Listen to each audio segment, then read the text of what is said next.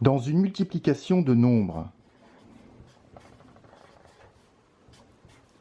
lorsque l'un des facteurs est égal à 0, eh bien le résultat de cette multiplication, c'est-à-dire ce qu'on appelle le produit, est facile à trouver puisque c'est 0. On dit que le produit est nul. Réciproquement, imaginons maintenant qu'on multiplie des nombres qu'on ne connaît pas, mais on sait que le résultat est égal à 0. Dans ce cas, la seule possibilité d'obtenir 0, c'est-à-dire un produit nul, c'est que l'un au moins des facteurs soit nul. Donc soit A égale 0, ou B égale 0, ou C égale 0. Cette propriété s'appelle la propriété du produit nul. Elle s'énonce ainsi: si un produit de facteurs est nul, alors l'un au moins des facteurs est nul. Cette propriété permet de résoudre des équations produits. Ce sont des équations écrites sous la forme d'un produit égal à 0. Par exemple, 2x plus 3, facteur de 3x moins 5 égale 0, est bien une équation produit puisque nous avons un produit de deux facteurs et égale 0.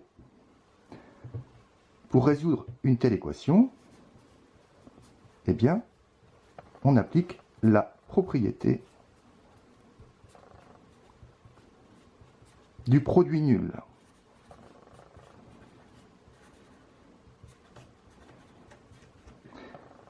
D'après la propriété du produit nul, 2x plus 3 est égal à 0, ou 3x moins 5 est égal à 0.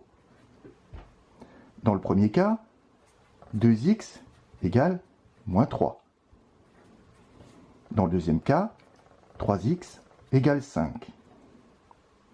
On a donc x égale moins 3 demi ou x égale 5 tiers.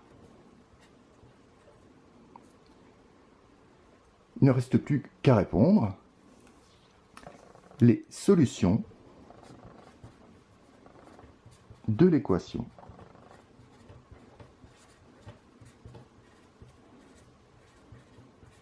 sont moins 3 demi et 5 tiers.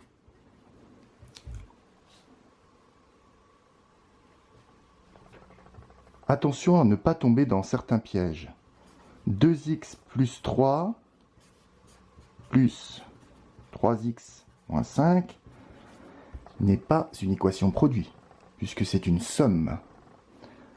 Également, 3x plus 3 moins 3x moins 5 égale 0 est une différence.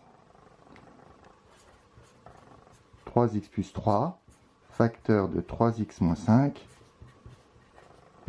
est bien une équation produit.